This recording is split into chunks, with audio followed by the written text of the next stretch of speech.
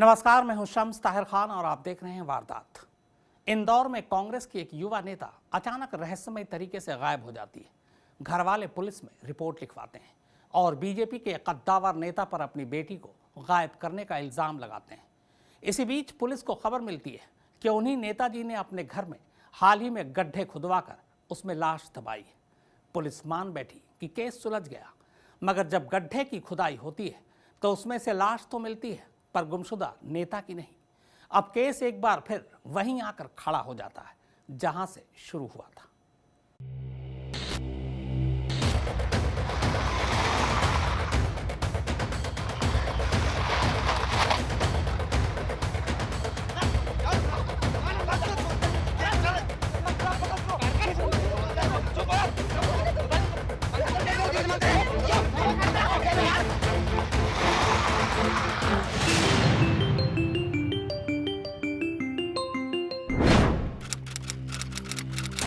सोलह अक्टूबर 2016, Banganga police station, Indore शहर Congress committee की सचिव 22 साल की ट्विंकल डागरे अचानक गायब हो जाती है। उनका मोबाइल फोन भी बंद है। 24 घंटे बीत चुके हैं, कोई खबर नहीं मिलती। लिहाजा मजबूरन बाणगंगा पुलिस स्टेशन में ट्विंकल के पिता संजय डागरे अपनी बेटी की गुमशुदगी की रिपोर्ट लिखा देते हैं। पुलिस सबसे पहले उसकी कॉल डिटेल और मोबाइल फोन की लोकेशन चेक करती है।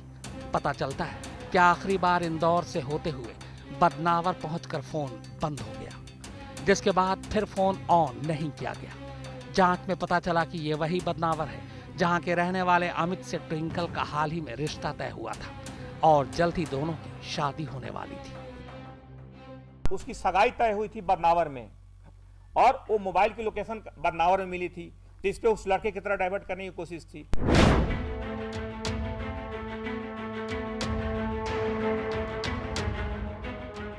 ट्विंकल डागरे अमित की मंगेतर थी और अमित बदनावर का ही रहने वाला, जहां ट्विंकल की आखिरी मोबाइल लोकेशन ट्रेस हुई थी। लिहाजा पहला शक अमित पर ही जाता है। पुलिस ने छानबीन की तो पता चला कि 15 अक्टूबर के बाद अमित की न तो ट्विंकल से बात हुई है और न ही वो उससे मिला है। पुलिस बदनावर से बैरंग लौट आती है। इसमें जो प्रारंभिक जो पृष्ठभूमि है, एक ऐसी मामले में पृष्ठभूमि जिसमें एक महिला अपने ही माता पिता के खिलाफ एफआईआर करा चुकी होती है।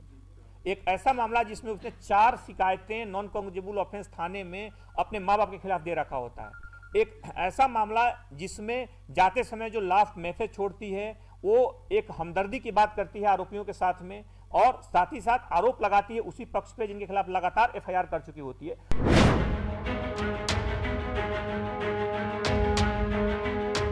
पुलिस ने ट्विंकल के बारे में बारीकी से पता करना शुरू किया तो पता चला कि वो खुद अपने ही माँ बाप से परेशान थी और कई बार थाने में उसने शिकायत भी दर्ज कराई थी। मगर माँ बाप से पूछताछ के बाद पुलिस को अंदाजा हो गया कि ट्विंकल की गुमशुदगी में उनका कोई हाथ नहीं। लेकिन माँ बाप से एक नई जानकारी पुलिस को जरूर मिलती है। पता चला कि ट्विंकल एक स्थानीय बीजेपी नेता और पूर्व महामंत्री जगदीश करोतिया के काफी करीब थी। ट्विंकल के माँ बाप अक्सर इसी बात पर उसे टोकते भी थे। भाजपा वालों पे ही है मेरे को शंका, और वो ही कर सकते हैं, मेरे को पूरा यकीन है वो भाजपा में हो। या तो उन्होंने बंदी बना रखा है तो वो ये भी सोच रहे हैं इसको छोड़ देंगे तो भी हमारे लिए तूफान है। छोड़ भी नहीं पा रहे हैं, उसको रख भी नहीं पा रहे हैं।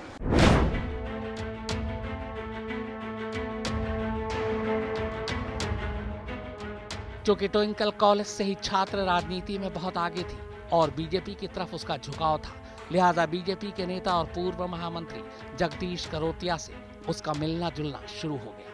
मगर 65 साल के जगदीश को ट्विंकल में देश का भविष्य दिखने की बजाय कुछ और ही दिख रहा था।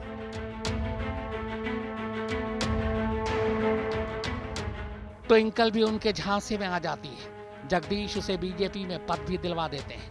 बाद में उसने अपने प्रभाव से ट्विंकल को शहर कांग्रेस कमेटी का सचिव भी बनवा दिया। कुल मिलाकर यही वो शख्स था जिससे ट्विंकल का सबसे ज्यादा मिलना जुलना था। मगर उन्होंने पुलिस को एक व्हाट्सएप मैसेज दिखाया जो ट्विंकल ने उनके बेटे को भेजा था। इसमें लिखा था कि वो अपने माँ बाप से परेशान होकर घर छोड़कर जा रही है।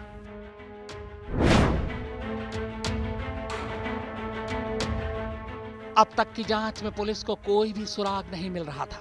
तफ्तीश में ट्विंकल के किसी बॉयफ्रेंड के बारे में भी जानकारी नहीं मिली, लिहाजा शक की सुई बार बार बीजेपी नेता जगदीश करोतिया की तरफ ही घूम जाती। इसीलिए पुलिस सुराग की तलाश में करोतिया के दफ्तर और घर के आसपास लगातार खाक छान रही थी, और तभी उसके हाथ पहला सुराग लगता है।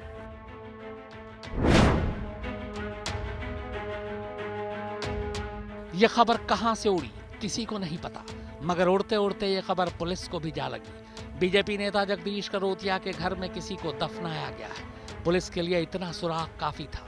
पुलिस ने करोतिया के घर में खुदाई शुरू करा दी और आखिरकार फावड़े की एक मार के साथ कुछ हड्डियां बाहर आई। इतना तो तय हो गया कि खबर सच्ची है, मगर जमीन के अंदर से जब पूरी तरह लाश बाहर आई तो पता चला कि वो किसी इंसान की नहीं बल्कि कुत्ते की है। अब जगदीश करोतिया को मौका मिल गया पुलिस को दबाव में लेने का। पुलिस को ऐसी सूचना मिली जो कि सूचना जानबूझ करके लीक की गई थी। जब पुलिस ने उस जगह को खुदवाया तो वहां पर एक मरे हुए कुत्ते को उस गड्ढे में पाया गया था, और वहां पे और कोई भी चीज ऐसी नहीं पाई गई जिससे घटनाक्रम के बारे में कुछ अन्य जानकारी मिले। पुलिस परेशान थी क्योंकि उसके सारे दांव उल्टे पड़ते जा रहे थे। उसे ट्विंकल की गुमशुदगी का ना तो कोई सुराग मिल रहा था और ना ही कोई सबूत। फिर भी इंदौर पुलिस को कहीं ना कहीं यही लग रहा था कि ट्विंकल की गुमशुदगी का राज राजेश करोतिया से ही जुड़ा हुआ है। बीजेपी नेता जगदीश करोतिया पर पुलिस को शक की दो वजह थी। अव्वल तो लड़की के घर वाले करोतिया पर सीधा सीधा इल्जाम लगा रहे थे। दूसरा, करोतिया से ट्विंकल के रिश्तों को लेकर शहर में तरह तरह की चर्चाएं थी। लेकिन करोतिया के फार्म हाउस से लड़की की जगह कुत्ते की लाश बरामद होने के बाद पुलिस अब सावधानी बरत रही थी, पर केस आगे बढ़ नहीं रहा था।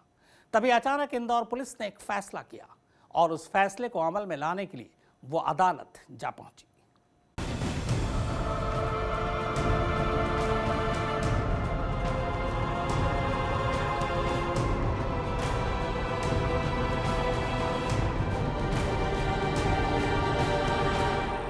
अप्रैल 2018।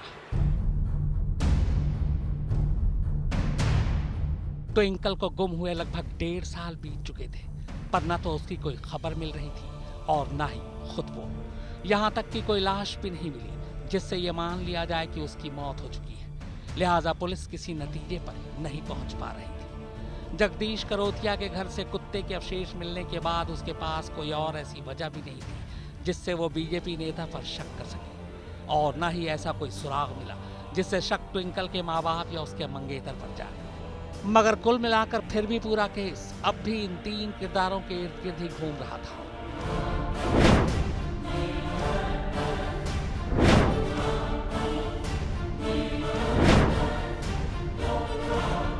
लगभग 120 लोगों से अलग अलग पूछताछ की गई।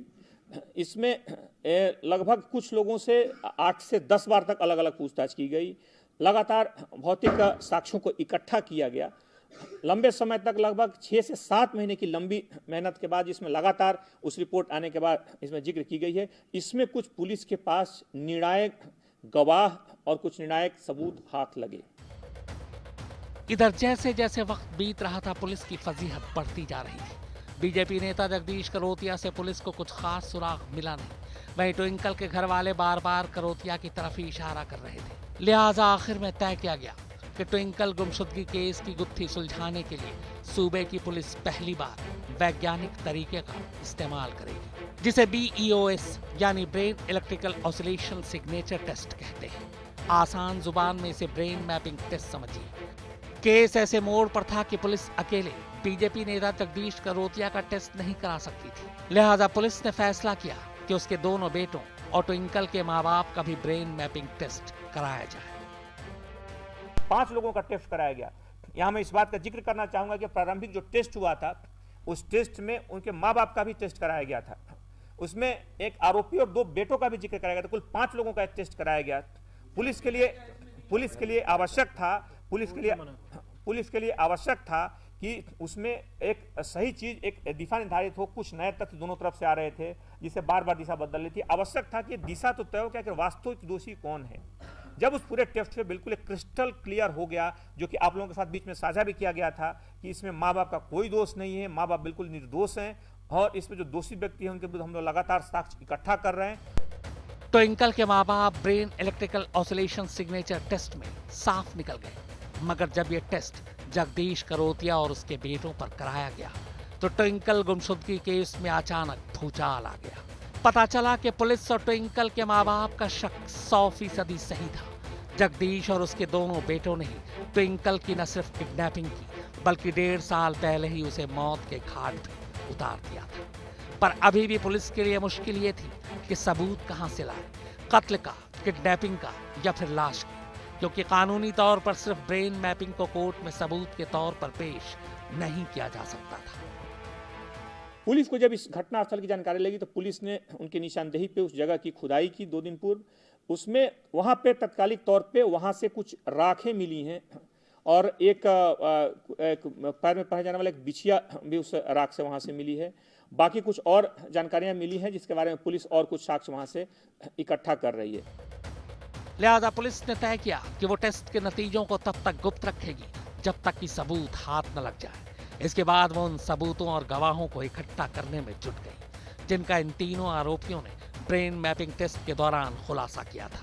कामयाबी हाथ लगती है और फिर इसी के साथ पूरी कहानी सामने आ जाती है। भाजपा नेता जगदीश करोतिया के ट्विंकल के साथ अवैध संबंध थे। ट्विंकल जगदीश करोतिया पर उसके ही घर में रहने के लिए दबाव बना रही थी। करोतिया और ट्विंकल के इस रिश्ते की वजह से उसकी पत्नी और बेटों से झगड़ा हो गया।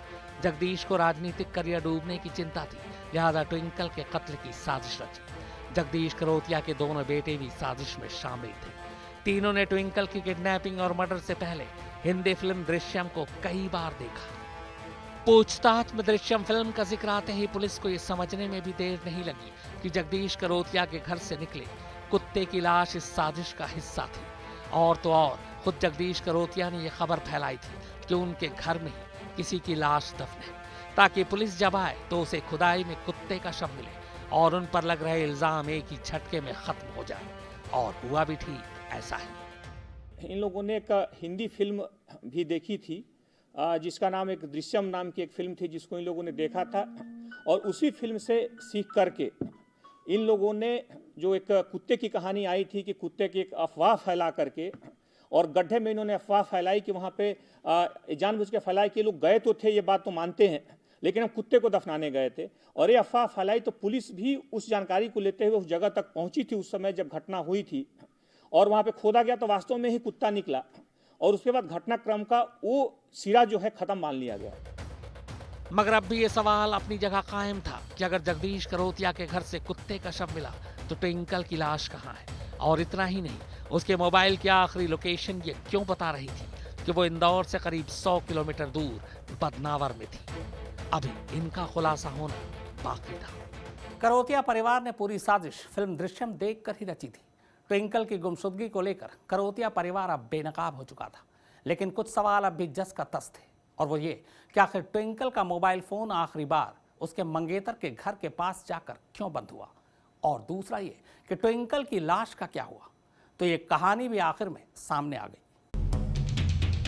बीजेपी नेता जगदीश करोतिया ने ट्विंकल को अपनी हवस का शिकार तो बना लिया था, मगर अब वो उसी के गले की हड्डी बनने लगी थी। ट्विंकल जगदीश के साथ उसी के घर में रहने की जिद कर रही थी, मगर ये ना तो जगदीश को गंवारा था और ना ही उनके बेटों को। लिहाजा सभी ने मिलकर दृश्यम पार्ट 2 बनाने का फैसला किया।